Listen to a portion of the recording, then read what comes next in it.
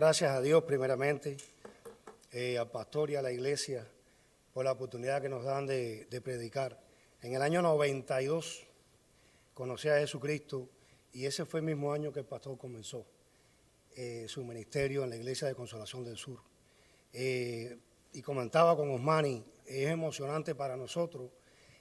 ¿Quién nos iba a decir en Cuba, en aquel año, que nos íbamos a ver aquí otra vez? Y en lo personal, si ven aquí a un hermano Ale hoy compartiendo con ustedes, es porque detrás de eso ha habido un pastor. Y ha sido Miguel Ángel, siempre, desde el año 92. Así que le damos gracias a Dios por eso. Lo único que ha cambiado es el traje, porque en Cuba había uno en cada cuadra, y cuando el pastor me invitaba a predicar, yo decía, ¿ahora dónde busco un traje?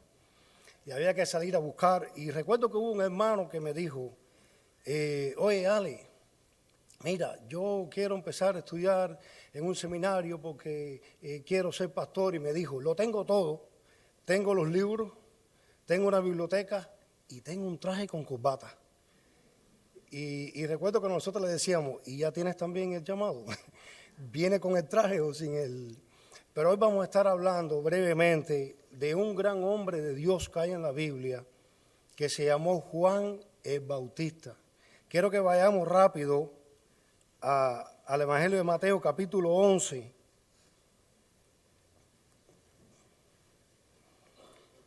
Y vamos a ver el verso 9. Dice así la Biblia, pero ¿qué salisteis a ver? ¿A un profeta? Sí, os digo, y más que un profeta. Hoy vamos a estar hablando de un hombre de Dios llamado Juan el Bautista, el precursor del ministerio de Jesucristo. Vamos a orar. Señor, gracias por este día, gracias, Padre, por todas tus bendiciones. Te damos gracias por el pastor, Señor, te pedimos que tú lo bendigas, a él y a su familia también, que ha estado siempre apoyándolo, Padre Celestial. Padre, te pedimos que, Señor, tú le des larga vida y sobre todo, larga vida en el ministerio, Señor amado. Te pedimos que tú los cuides, Padre Celestial, de manera muy especial y estamos agradecidos porque lo tenemos entre nosotros, Señor. Ahora te pedimos que tú seas con tu palabra, Padre, ayúdanos a exponerla, a gozarnos en ella, a aprender de ella, Señor, y a poder aplicarla en nuestras vidas. En el nombre de Jesús, amén. Mi hermano, cuando vamos a ver un hombre de Dios, ¿qué vamos a ver?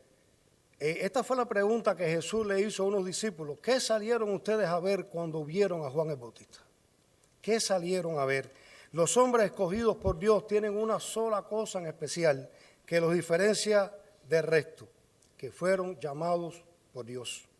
Hombres ordinarios que hacen cosas extraordinarias porque un Dios extraordinario los ha llamado y los ha capacitado. Él, Dios, no vio en nosotros cosa buena alguna, sin embargo, en su misericordia nos llamó.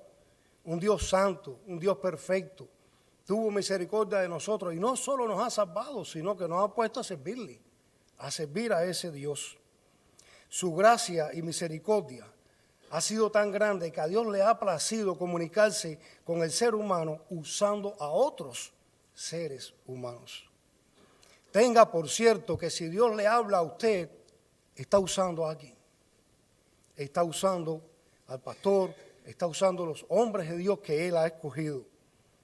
Él ha escogido hombres para poner su palabra y comunicarse con la creación. El Dios perfecto y creador en su soberanía ha escogido a hombres mortales e imperfectos para manifestar su gloria, llevar su mensaje y revelar sus designios. Dios escogió a Jacob, un mentiroso, para hacer de él un pueblo. Dios escogió a alguien como Moisés que asesinó 2 hombres para guiar al pueblo fuera de Egipto. Dios escogió a un hombre como David que mintió, adulteró, etcétera, pero de su descendencia venía el Mesías. Dios escoge, como decía el pastor en su oración, a hombres con pies de barro. Y como decía el pastor, no es la vasija, es Dios el que se glorifica a través de ellos. Podemos decir que Adán fue el escogido que se desvió. Abraham el patriarca, el escogido que desobedeció. El rey David, un escogido que adulteró. Jonás el profeta, un profeta escogido que renunció. Pablo el apóstol escogido que decía, en mí no muere bien. Pedro el apóstol, el escogido que negó. Juan el Bautista, el escogido que dudó, porque son hombres con pies de barro. ¿Qué salimos a ver cuando vemos un hombre de Dios? ¿Qué vamos a ver cuando tenemos delante la persona que Dios escogió para comunicarnos la verdad de Él y sobre todo la salvación en Cristo? ¿Qué salimos a ver? La Biblia habla de Juan el Bautista. Él era un gran profeta, un gran predicador, él anunciaba de Cristo, pero sucede que un día él cae en la cárcel y lo condenan a morir decapitado. Y cuando él está ahí en la cárcel, él dice, a ver, estoy a punto de morir por una verdad que he predicado por tanto tiempo. ¿Habrá valido la pena? ¿Cómo será? ¿Y si yo me equivoqué? Y entonces manda a 2 de sus discípulos a preguntarle a Jesús, ¿eres tú el que habría de venir? ¿Eres tú el Mesías? ¿Eres tú realmente la persona que yo he estado anunciando por tanto tiempo? Juan el Bautista tuvo esa duda común y Jesús le manda una respuesta a Juan, pero le dice a esos discípulos que salieron a ver al desierto. Una caña sacudida por el viento. ¿Por qué una caña? Una caña es frágil y puede ser llevada por el viento para cualquier parte. Es algo sin importancia.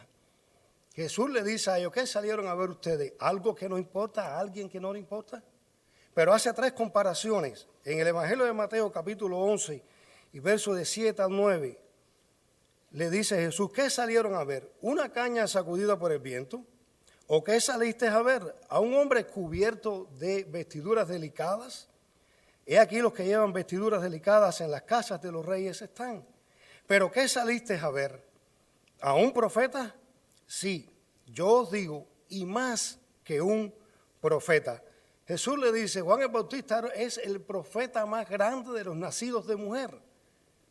Muy distinto a los que algunos por aquí hoy pretenden ser profetas. Juan el Bautista nunca vas a ver en la Biblia que hizo un milagro, ni habló lenguas, ni hizo ninguna payasada. Jesús tenía, mis amados hermanos, en Juan el Bautista, el profeta de quien hablaba las Escrituras y que profetizaba su venida. Y esto es un verdadero profeta, una persona que habla de Jesucristo como el Mesías que había de venir y que estaba profetizado en las Escrituras. ¿Dónde aparece esto? Vamos a Malaquías. Malaquías, el último libro del Antiguo Testamento. Se dice que entre Malaquías y el Nuevo Testamento hubo 400 años que se han llamado de silencio profético, pero en el capítulo 3 y verso 1, Malaquías profetiza de Juan el Bautista y dice, he aquí yo envío mi mensajero, el cual preparará el camino delante de mí y vendrá súbitamente a su templo el Señor, a quien vosotros buscáis, y el ángel del pacto, a quien deseáis vosotros. He aquí viene, ha dicho Jehová de los ejércitos. Jesús se refiere a Juan el Bautista como el cumplimiento de una profecía que no solo tenía que ver con Juan el Bautista, sino también con él. La vida de Jesús y de Juan el Bautista estuvieron muy ligadas, no solo porque eran familia, sino por el cumplimiento de las profecías. Jesús usa la Escritura para referirse a Juan el Bautista y a sí mismo. Jesús le está diciendo a los judíos, ustedes no reconocieron a Juan porque no entendieron la profecía. Y la profecía habla de Juan, pero no solo de Juan, sino de mí. Está hablando Juan de mí. En el verso 14 de Mateo, capítulo 11, Jesús lo compara con Elías. Dice la Biblia, y si queréis recibirlo, él es aquel Elías que había de venir. Los judíos no recibieron a Juan porque no entendieron la profecía de Malaquías sobre Elías. Este Juan el Bautista era aquel Elías de que hablaba la Escritura que habría de venir, pero ellos no solo iban a matar al mensajero, al portador del mensaje, sino también al Mesías. Eso hicieron con Juan el Bautista y con Jesús. También el ángel del Señor, cuando anunció su nacimiento en Lucas capítulo 1 y verso 17, dice, irá delante de él con el espíritu y el poder de Elías, para hacer volver los corazones de los padres a los hijos y de los rebeldes a la prudencia de los justos, para preparar al Señor un pueblo bien dispuesto. El nacimiento de Juan el Bautista está profetizado por toda la Biblia como el precursor de Jesucristo. Ahora, hay ciertas similitudes entre Elías y Juan el Bautista. Primero, su forma de vestir. Predicaban en el desierto, su dieta, comían prácticamente lo mismo, eran profetas, pero además de eso, los dos fueron amenazados por una mujer. Elías por Jezabel, Juan por Herodías. Elías tuvo miedo, se escondió en una cueva y Juan fue encarcelado. Y es interesante algo, mis hermanos, Juan el Bautista fue llevado a la cárcel porque él estuvo en contra de una inmoralidad. Juan el Bautista dijo, mira, no te es lícito, Herodes, tener a la esposa de Felipe, tu hermano. Cualquiera hoy en día diría, bueno, pero quizás estaba Juan metiéndose en la vida de los demás. Juan estaba denunciando lo que en la sociedad era moralmente incorrecto. Y eso también lo hace un hombre de Dios. Por eso nos alerta. Y a veces duele. Pero eso, ¿qué tiene que ver eso con la Biblia? Sí, tiene que ver porque es moralmente incorrecto. Y un hombre de Dios, como lo fue Juan el Bautista, le dijo a Herodes, sí, lo que estás haciendo está mal. Por eso a los reyes de este mundo también hay que decirle, lo que estás haciendo está mal, está incorrecto. Y por eso es bueno también apercibir a una congregación y decirle, cuidado con los líderes que nosotros ponemos sobre la nación. ¿Por qué? Porque esto es moralmente incorrecto. Y le costó la vida a Juan el Bautista. Pero los hombres de Dios están dispuestos, ellos tienen el mensaje por encima, lo estiman mayor que su propia vida. Y también eso lleva consigo, en algunas ocasiones, ser despreciado, como lo fue Juan el Bautista, como lo fue el propio Cristo. Eso es parte de. Pero esa es la parte que muchas veces no vemos. Cuando salimos a ver un hombre de Dios, ¿qué vamos a ver? ¿Qué vamos a ver? Porque lo que muchos no vemos es lo que está detrás del púlpito. Las horas de oración, de llanto, de sufrimiento, de ataque, no solo al hombre de Dios, sino también tiene que soportar los ataques a su propia familia, a su ministerio, a muchas otras cosas más. Hay cosas de los hombres de Dios que nosotros no vemos y que son dignas a veces de señalar, porque hay una lucha, hay una batalla bien grande detrás del hecho de Dios usar a un hombre. La pregunta de Juan era la misma que quizás nosotros hemos preguntado. ¿Eres tú el Mesías? Nunca se ha preguntado, ¿y qué sucede si yo voy a morir y toda la fe que yo he tenido todo este tiempo es en vano? ¿Y qué pasa si cuando yo voy a morir, el que tiene la razón es un San Juan de los Palostres de YouTube que dice lo contrario? ¿Y qué sucede? Porque eso trae dudas a nuestra vida. Mateo capítulo 11, versos del 4 al 6. Jesús responde y le dice, id y haced saber a Juan las cosas que veis y oís. Y después le da una lista. Los ciegos ven, los cojos andan, los leprosos son limpiados. Ahora, esto que que Jesús le dijo a los discípulos para que se lo dijeran a Juan, no era nada nuevo, está profetizado en la Biblia, está en el libro de Isaías. En el libro de Isaías aparecen todas estas profecías de lo que iba a ser el Cristo. Por ejemplo, Isaías capítulo 29 y verso 18. Leemos, en aquel tiempo los sordos oirán las palabras del libro y los ojos de los ciegos verán en medio de la oscuridad y de las tinieblas. Los humildes crecerán en alegría en Jehová y aún los más pobres de los hombres se gozarán en el Santo de Israel. Jesús le está respondiendo, miren qué interesante, a los discípulos que mandó Juan, díganle a Juan que esto que él vio es el cumplimiento de una profecía que aparece en Isaías. Pero no solo en este capítulo, 19, también lo vemos del 5 al 7, Isaías 61, que de hecho es el pasaje que Jesús leyó en la sinagoga de Nazaret. Mis hermanos, Jesús le está diciendo a los discípulos, miren, ustedes quieren saber si yo soy el Mesías, lean la Biblia, estudien la Biblia, vayan a la palabra de Dios. ¿Qué dice? ¿Se cumple en mí? Si se cumple, yo soy el Mesías, yo soy el que había de venir. Miren, el libro de Isaías tiene algo asombroso. El libro de Isaías, ¿cuántos capítulos tiene? Tiene 66 capítulos. ¿Cuántos libros tiene la Biblia? 66 libros. Pero el libro de Isaías tiene los primeros 39 capítulos que hablan de juicio. ¿Cuántos capítulos tiene el Antiguo Testamento? 39. Los últimos 27 libros del libro de Isaías hablan de restauración y redención. ¿Cuántos libros tiene el Nuevo Testamento? 27. Pero lo más asombroso es que el libro de Isaías, los últimos 27 capítulos, se dividen en 3 grupos de 9 capítulos. En los primeros 9 capítulos de esos 27 se habla de la restauración de Israel. En los últimos 9 se habla de la restauración de las naciones. Y en el medio, los 9 capítulos de esos 27 últimos de Isaías habla de la restauración personal del individuo. Y en el medio de esos 9 capítulos aparece Isaías 53, el siervo sufriente, que apunta a Jesucristo. Es el cumplimiento literal de la venida del Mesías. Jesús le está diciendo a Juan, díganle a Juan que no tenga duda que si él ha estudiado el Antiguo Testamento, él sabe que soy yo. Díganle a Juan que lo que se ha dicho de mí está profetizado en Isaías y se está cumpliendo. Ahora, algo interesante, mis hermanos, miren, cuando usted va a leer una historia en los evangelios, le sugiero que la lea, la misma historia, donde aparecen todos los evangelios. Y se va a encontrar que en algunos hay detalles que en otros no están. Y está bien. Mateo dice, en estos capítulos, en Mateo 11, en los versos de 3 al 4, que los discípulos vienen y le preguntan, ¿eres tú que habría de venir? Y Jesús le dice, vayan y díganle esto a Juan. Pero si vamos a Lucas, Lucas agrega un detalle muy interesante. Lucas capítulo 7,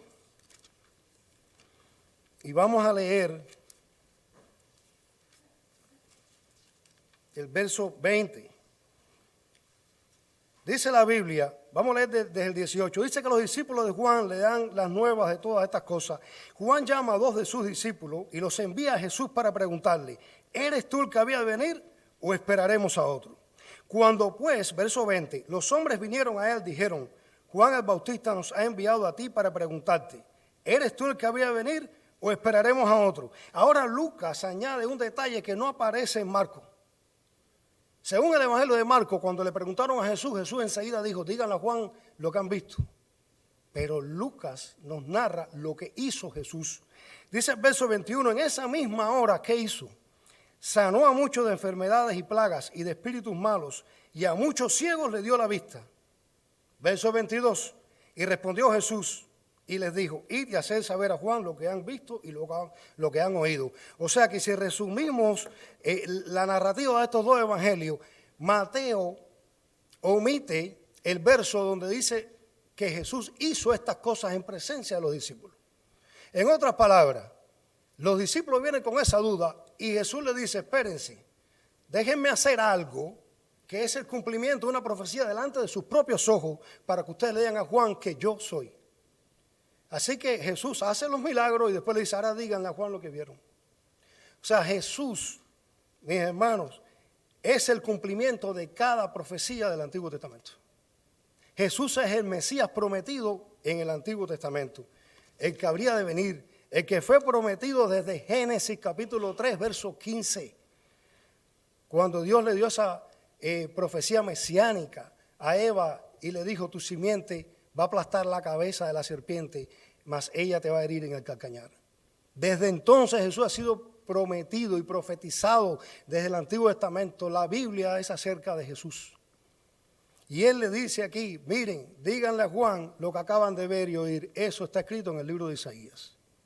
Isaías lo profetizó, yo lo estoy cumpliendo. Yo soy el Mesías. En ningún momento Jesús le digo, díganle a Juan que si él se siente emocionalmente bien, porque nuestra conversión y nuestra fe no puede estar basada en emociones, sino en lo que la Biblia dice. Y el corazón del hombre es engañoso más que todas las cosas. Y por eso Jesús le dijo, yo voy a hacer esto, voy a cumplir la profecía, vayan y díganselo a Juan. Ahora, otra cosa interesante, mis hermanos, Jesús hizo esto que se llama, o nosotros le llamamos, y en algunas Biblias está traducido como milagro. Y les tengo una noticia, no aparece la palabra milagro en el Nuevo Testamento. Bueno, pero está aquí, yo la leo, sí, pero esa palabra proviene de una palabra griega que quiere decir señales, prodigios y en otras partes hechos potentosos. Y que se ha traducido como milagro, pero es señales. ¿Qué quiere decir esto? Que cada vez que Jesús hizo un milagro estaba dando una señal de quién Él era. Todas esas sanidades, todos esos milagros que ocurrieron no tienen que ocurrir hoy para que yo vea a Jesús como mi Salvador. No hace falta, porque hoy tenemos la palabra escrita, hoy tenemos la Biblia, que es más veraz, que es la palabra de Dios, que las emociones de un ser humano, que el corazón, que dice la Biblia, que quien lo conocerá, que es engañoso, que hoy tú te puedes sentir el mejor de los cristianos y mañana el peor de los inconversos. Hoy tú puedes sentir que Dios te ha rescatado, te ha librado, y mañana preguntarte si tú vas a ir para el infierno o para el cielo. Pero cuando leemos la Biblia, entonces decimos, no, yo creo lo que Dios dice, no lo que mi corazón puede sentir en un momento determinado. Yo creo a Dios, le creo a Dios, no a mí. Y por eso hizo Jesús todos estos milagros, todas estas sanidades, que eran señales, eran prodigios que señalaban a aquel que estaba profetizado en el Antiguo Testamento. Vamos a Juan capítulo 3, y ahí vamos a ver a Nicodemo, que lo viene a ver de noche, pero fíjense, a pesar de que Nicodemo viene a buscarlo y viene a verlo, y tiene un encuentro personal con él, le dice algo bien interesante. En el Evangelio de Juan, capítulo 3, dice que Nicodemo viene a donde está Jesús, y lo primero que hace llamarlo es ¿qué? Maestro, rabí. Pero él le dice, vamos a Juan capítulo 3, había un hombre de los fariseos que se llamaba Nicodemo, un principal entre los judíos. Este vino a Jesús de noche y le dijo, rabí, ¿sabemos qué? Que has venido de Dios. Sabemos que tú vienes de Dios. ¿Por qué? Porque nadie puede hacer estas señales, estos milagros, estos hechos potentosos, si no está Dios con él. O sea que él le dice, yo sé que tú vienes de Dios, porque todo esto no lo puede hacer alguien si no viene de parte de Dios. ¿Y qué le dice Jesús? Es que eso no es lo importante, tú tienes que nacer de nuevo.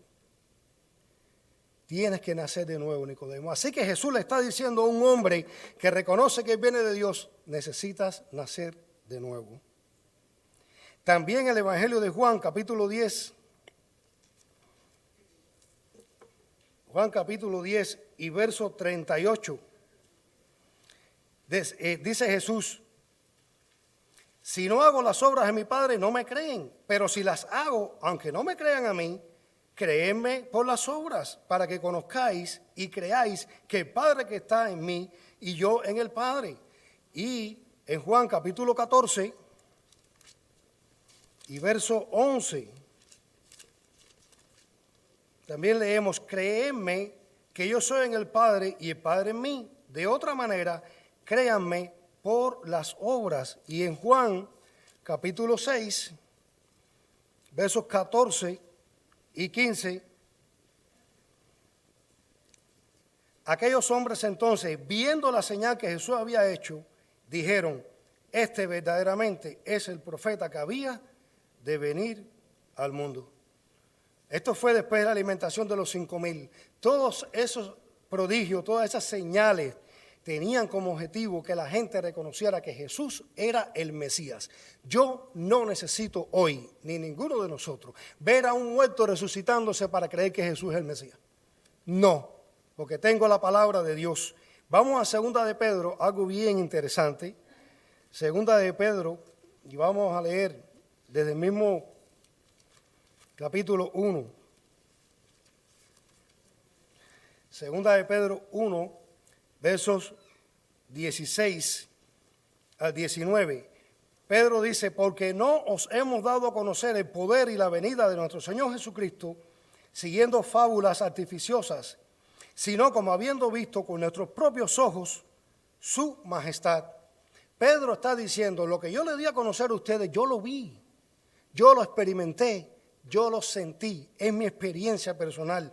Pues cuando él recibió de Dios Padre honra y gloria, le fue enviada desde la magnífica gloria una voz que decía, este es mi Hijo amado, en el cual tengo complacencia.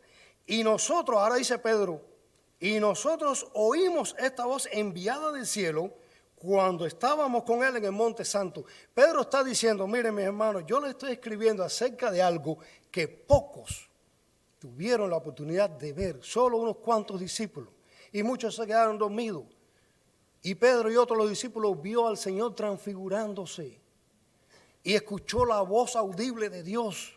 Y Pedro le está diciendo, yo tuve esa experiencia, yo vi todo eso, pero miren lo que dice el verso 19. Tenemos también la palabra profética que más segura, a la cual hacéis bien en estar atentos como una antorcha que alumbra en este lugar oscuro, hasta que el día esclarezca y el lucero de la mañana salga en vuestros corazones. Ahora Pedro empieza a decirle, no, pero espérate, más seguro que lo que yo vi es la palabra de Dios. Más seguro que nuestra experiencia, que lo que podamos sentir es lo que dice Dios. Y por eso sigue Pedro diciendo, ninguna profecía de la Escritura es de interpretación privada, porque la profecía, porque nunca la profecía fue traída por voluntad humana, sino que los santos hombres de Dios hablaron siendo inspirados por él. Pedro está diciendo, lo que hay escrito, la Escritura es palabra de Dios inspirada. Por eso Jesús decía, ¿quieren saber si yo soy el Mesías? Vayan a la Biblia, lean las profecías, lean lo que se dice acerca de mí y entenderán que yo soy y que Él es el Mesías. Y ahora vamos a ver 3 características de todo hombre de Dios que tenía Juan el Bautista. Número 1, Juan el Bautista tenía un mensaje claro y por eso murió. Charles Spurgeon dijo en una ocasión, nada es más desastroso que un ministro predicando un evangelio adulterado, un pueblo ciego, sordo y sin discernimiento. De eso tenemos hoy de sobra, mis hermanos. De eso tenemos hoy de sobra. Ayer estuve en una librería cristiana, yo estaba contando al pastor y una señora se me acerca porque yo estaba comprando un libro de historia de la iglesia y estaba buscando una Biblia, una versión de la Biblia que no tengo, de las pocas que no tengo todavía, estaba buscando y esa señora me dijo, literalmente, algo que ya yo escuché una vez y que por supuesto no viene de Dios. Me dijo que la letra, refiriéndose a la Biblia, mataba, pero que el Espíritu era el que vivificaba. Y dice, señora, usted está mal. Cuando la Biblia se refiere a la letra, se está refiriendo a la ley. No se está refiriendo a la profecía bíblica. No se está refiriendo a la palabra de Dios. Y usted está muy mal. Y bueno, gracias a Dios, como que la Biblia no había llegado, pude salir rápido de ese lugar. Pero Juan el Bautista tenía un mensaje claro y ese mensaje estaba en la palabra de Dios. Lo que hizo que Juan fuera tan prominente, lo que hizo que Juan el Bautista recibiera de Jesús las palabras, este profeta más grande de los nacidos de mujer, fue sencillamente usar la Escritura para demostrar que Jesús era el Mesías. Pero si no conocemos la Escritura, ni reconocemos a Juan, ni reconocemos a Jesús, que fue lo que le pasó a los discípulos. En Mateo capítulo 3, y versos del 1 al 3, vamos a ver el mensaje que tanto predicaba Juan el Bautista. La Biblia dice que Juan decía, en aquellos días vino Juan predicando en el desierto de Judea y dijo, arrepentíos, porque el reino de los cielos se ha acercado. Pues este es aquel de quien habló el profeta Isaías cuando dijo, voz del que clama en el desierto, preparad el camino del Señor, enderezad sus sendas. Este era el mensaje de Juan el Bautista. Un mensaje simple. Un hombre a quien no vemos en toda la palabra de Dios haciendo un milagro ni de sanidad ni de nada. Aunque creemos que Dios sana, sí. Pero lo que hacía era predicar el evangelio basado en lo que la Escritura decía. Eso hacía que Juan fuera un hombre de Dios apegado al llamamiento que Dios le había dado. El mensaje, mis hermanos, de Juan el Bautista era el evangelio prometido desde tiempos antiguos. No era el evangelio de la prosperidad, no era ese. A Juan el Bautista venía todo tipo de personas, venían judíos, venían soldados romanos y Juan les decía lo mismo, arrepiéntanse, porque el reino de Dios ha llegado, este es el Mesías, Él está prometido en la Escritura. Era el mensaje de Juan. El mensaje era el mismo siempre, aunque la audiencia fluctuaba. Él murió por señalar lo que estaba moralmente incorrecto. Y vemos aquí en Mateo, capítulo 11, verso 11, las palabras de Jesús acerca de Juan. De cierto os digo, entre los que nacen de mujer, no se ha levantado otro mayor que Juan el Bautista.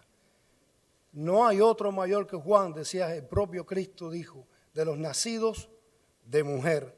Él es el mayor. Un hombre de Dios estima en poco su vida con tal de anunciar lo que Dios le ha mandado a anunciar. Si vamos a la epístola a los Filipenses, Pablo, mi amado hermano, Pablo estimaba todo lo que podía tener por poco y por pérdida, con tal de anunciar aquello que Dios le había mandado. Filipenses 1:12, leemos: quiero que sepáis, hermanos, que las cosas que me han sucedido han redundado más bien para el progreso del Evangelio, de tal manera que mis prisiones se han hecho patentes en Cristo en todo el pretorio y a todos los demás. Y la mayoría de los hermanos, cobrando ánimo en el Señor, con mis prisiones, se atreven mucho más a hablar la palabra de Dios sin temor.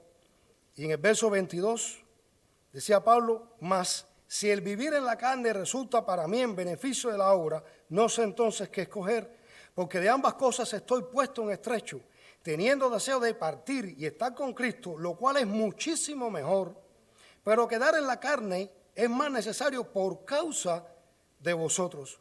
Lo que está diciendo Pablo, mis hermanos, miren lo que está diciendo Pablo, miren, a mí me sería mucho mejor estar con el Señor, partir con Él, pero prefiero las prisiones, los azotes, prefiero los malos tratos, el frío, la desnudez, el hambre, con tal de anunciarle a ustedes lo que necesitan para que se salven.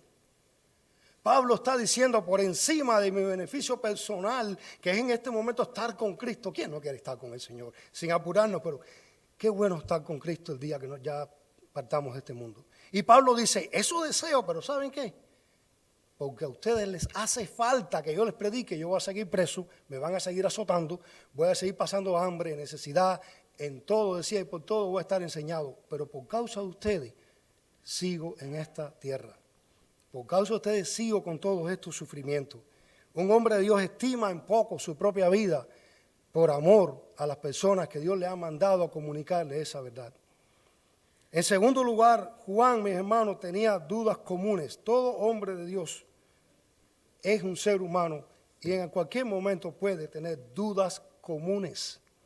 Juan las tenía. Vamos a Éxodo, capítulo 6, ahí vamos a ver a Moisés. Dios está comisionando a Moisés para ir a hablar con el faraón. ¿Y qué le dice Moisés?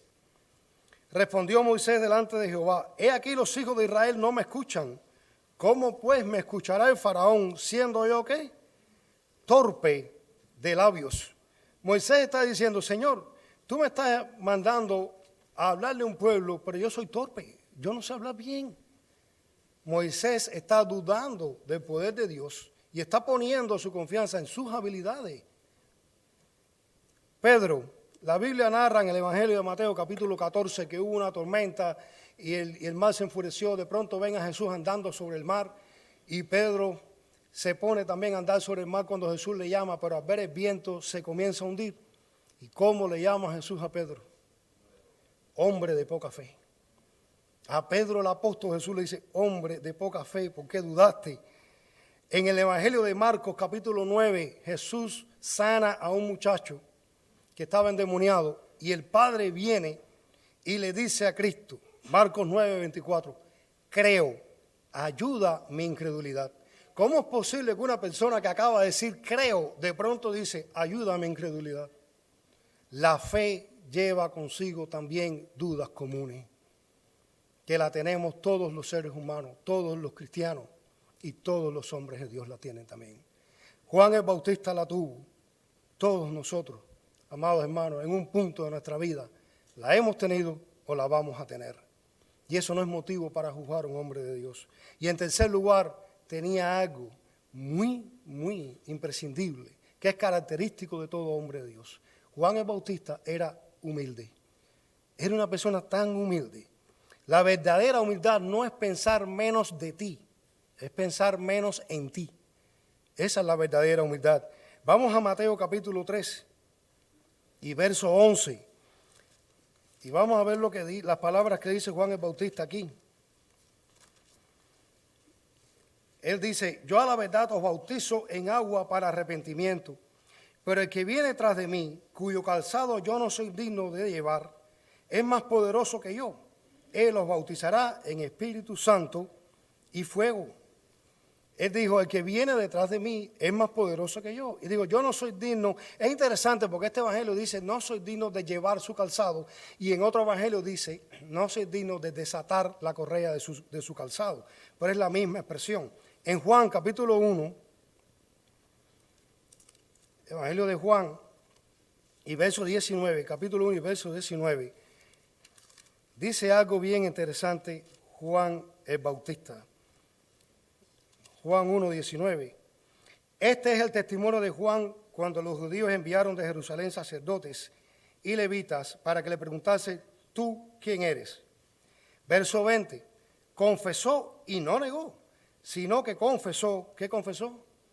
Yo no soy el Cristo. Yo no soy el Mesías. Yo estoy anunciando al Cristo. Yo estoy anunciando al Mesías. Ese soy yo.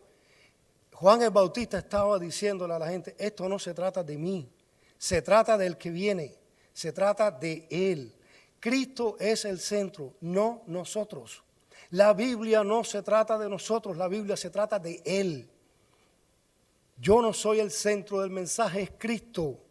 Soy solamente, como decía el pastor ahorita, una vasija de barro donde Dios ha puesto su mensaje. Nosotros tenemos que estar agradecidos a Dios porque Él nos ha salvado. Y después de salvarnos, nos ha dado dones para que le sirvamos a Él. Nosotros no estamos anunciándonos a nosotros mismos. Nosotros estamos anunciando al Cristo. Cuando lo anunciamos a Él, la atención de todo el mundo tiene que estar puesta sobre ese Cristo, no sobre nosotros. Yo no sirvo a Cristo porque yo quiero ser el centro. Yo sirvo a Cristo porque Él es el centro. El día que alguien lo sirva para ponerse en el centro, entonces ahí no está Cristo. Es Él y solo Él. No tenemos nada que no nos haya dado el Señor. Nada. Nosotros tenemos que estar tan agradecidos que nos sacó de aquella vieja vida y nos trajo ahora a esta. Y una de las cosas es porque nos ha dado dones que nunca jamás pensamos que teníamos. Nunca. Y porque nos dio una labor que los ángeles anhelan y no pueden hacerla. Y Dios la puso en nuestra boca. ¿Quién es un ser humano pecador para que en su boca esté la palabra de un Dios santo, santo, santo? Eso tiene que ver con Él, no con nosotros. No anunciamos el Evangelio porque tenemos algo de especial. Lo único que podemos tener de especial es que Dios nos llamó y nos escogió a llevar su mensaje. Pero nada más que eso. Y nos capacitó. Miren, ¿sabe cómo termina aquí en el capítulo 11? El verso 11 de Mateo. Yo ahorita leí solo la primera parte. Leí la primera parte del verso 11. Pero vamos a leer ahora la otra parte del verso 11. Jesús dice, entre los que nacen de mujer no se ha levantado otro mayor que Juan el Bautista. ¿Y cómo termina? Pero el más pequeño en el reino de los cielos, mayor es que él. Jesús probablemente esté diciendo, los que están hoy con Dios están en mejor posición que Juan. Pero ahora yo te voy a decir algo, mi hermano. Nosotros somos de las personas que a Dios le ha placido que seamos partícipes del reino de los cielos. Dios nos dio, mi hermano, la capacidad, nos dio su Espíritu Santo para entender la Escritura y para predicarla. Juan el Bautista fue el mayor de los profetas, pero el menor en los reinos de los cielos era mayor que Juan. Tú puedes hoy salir de aquí, mi amado hermano, también con la seguridad de la salvación que hay en Cristo. No hay salvación sin Cristo, no la hay. La Biblia dice, y en ningún otro hay salvación, porque no hay otro nombre bajo el cielo dado a los hombres en el cual podamos ser salvos. ¿Qué esperas para agarrarte de Jesucristo, para arrepentirte de tus pecados, para pedirle perdón a Dios por ellos y para poner tu fe en Jesús? ¿Qué domingo estás esperando? Porque conozco personas que vienen a la iglesia cada domingo, y posponen esa decisión. Quizás verbalmente lo ha hecho en algún momento. ¿Tu vida dice lo que tus labios expresaron? ¿Cómo vives? Hablábamos con los jóvenes el viernes. No es posible que podamos decir Cristo es mi Salvador y yo lo he recibido como tal es mi único y suficiente Salvador y tu vida sea la vida de un impío. Si vives como un impío, eres un impío. Si vives como un santo, eres un santo.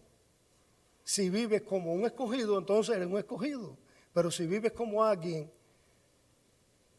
que no refleja con su vivir que ha sido salvo por la palabra de Dios, entonces hay un gran problema ahí. Hay un gran problema. No se trata de venir a la iglesia como una cultura. Cuando yo comencé a ir a la iglesia, y le decía hace poco, teníamos el mismo pastor que tenemos ahora, ir a la iglesia era un problema.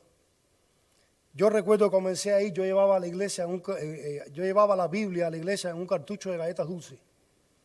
¿Se acuerdan de las galletas dulces y los cartuchos? Yo metía la Biblia porque tenía miedo. Ya después, cuando uno está en ese primer amor, boté el cartucho y dije, me da igual. Y yo recuerdo que también iba cuando había apagones para que no me vieran entrando. Lo que pasaba es que a veces venía la corriente antes de que se acabara el culto. Y el miedo es normal, es común. Hoy en América hay otro miedo, y es el miedo a la presión del grupo.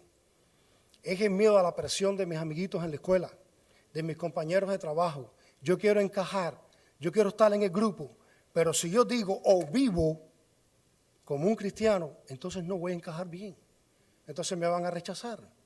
Pero eso fue precisamente lo que Jesucristo dijo. La Biblia dice que el que quiera vivir piadosamente va a tener ¿qué? Persecución. Yo te animo, mi hermano, sobre todo los jóvenes, porque trabajan en una escuela, a que la Biblia dice que si tú niegas a Jesús delante de los hombres, ¿qué va a pasar después? Te negará delante del Padre que está en los cielos. Y una forma de negar a Jesús es no viviendo conforme al Evangelio. ¿Cómo tú crees que vas a ganar tus amiguitos ahí en el campus, en la universidad donde estás? ¿Cómo? ¿Manejando el mejor carro o teniendo el mejor iPhone? Esa no es la forma. La forma es padeciendo por causa de Cristo. Todavía existe eso. En América no. Usted viene a la iglesia y es más una costumbre y una moda. Ya yo entiendo por qué los domingos muchos establecimientos estaban llenos. La gente salía de la iglesia. Pero cuando yo veía las noticias yo decía, hay algo aquí que no me encaja. ¿Cómo es posible que todo el mundo vaya a la iglesia pero todo el mundo no es cristiano? Y puede que esa sea la situación que algunos tengan hoy en la iglesia. Puede que esa sea la situación de alguien que quizás está bautizado hace tiempo, que quizás lleva años en la iglesia, escuchando el mismo mensaje y cada día endureciendo más su corazón. La Biblia dice que no hay salvación fuera de Jesucristo. Ven a Él, arrepiéntete de tus pecados y pon tu fe en Cristo. No hay otro medio de salvación, no lo hay. No lo ha habido nunca, jamás, desde Génesis hasta Apocalipsis. La Biblia es de Cristo y Dios te ha salvado por su gracia. Ven a Él, no hay pecado, por grande que sea, que Cristo no pueda perdonar. No hay pecado, por ofensivo que haya sido, que Dios no ha echado a un lado para reconciliarnos consigo mismo, muriendo Jesús en una cruz. La cruz del Calvario te tiene que recordar a cada instante la misericordia que Dios ha tenido contigo. Cuando se te olvide, mira la cruz y mira a Cristo. La Biblia dice que Él sufrió, Él llevó consigo nuestros castigos. La penalidad de nuestro pecado lo llevó Él en la cruz. ¿Cómo pues viviremos aún en el mismo pecado? La Biblia dice, mis amados hermanos, en el Nuevo Testamento decía Pablo, que no podemos vivir en Cristo viviendo el mismo pecado. No puede, siempre hay una oportunidad de salvación. Siempre, un día, esa puerta se cerrará. Un día va a suceder. Puede ser que tú vayas a partir con el Señor o que Cristo venga por ti. Si sucede hoy, si sucede cuando salgamos de esta iglesia, en un par de horas, yo quiero que te preguntes, ¿qué va a pasar con mi alma? ¿A dónde voy? Porque todos nosotros un día vamos a encontrarnos con Dios. Nos guste o no, queramos o no, el que cree y el que no cree, el ateo, el creyente, el cristiano, el que sea, todo el mundo tendrá un día que encontrarse con Dios. Si te toca hoy, ¿cuál es tu situación con Dios? ¿Cómo está tu vida en relación con Cristo? si cuando nos toque y tenemos dudas, como la que tuvo Juan, mi hermano, la Biblia nos dice que Jesucristo es el cumplimiento de todas las profecías del Mesías, que había de venir a perdonar nuestros pecados, limpiarnos de nuestra iniquidad, morir en una cruz, llevar los castigos consigo mismo, pero que un día también va a volver. Y puede ser mañana. Cuando salgamos hoy de aquí, puede que tú partas de este mundo o que Cristo venga por ti. Te hallará. ¿Hallará una persona arrepentida con fe y viviendo una vida como la que Él quiere que viva? ¿Hallará una persona perdonada porque Él murió por ti en una cruz y cargó consigo el castigo que tú y yo merecíamos? Esas espinas las merecíamos nosotros. ¿Qué va a hallar Cristo si viene hoy por la iglesia? Puede que esté sentado en el banco de la iglesia, puede que esté dentro del edificio, pero está dentro del cuerpo de Cristo, que es las personas creyentes que han puesto su fe en Jesucristo como su Salvador, estén dentro del edificio o no. Hallará eso. Es nuestro mayor deseo que esa pregunta la podamos hacer hoy. Juan el Bautista fue un gran hombre de Dios, que todo lo que hizo fue hablar del que había de venir, poner la atención de todo el pecador para que se arrepintiera en aquel que perdona los pecados, en Cristo Jesús. Que el Señor nos bendiga.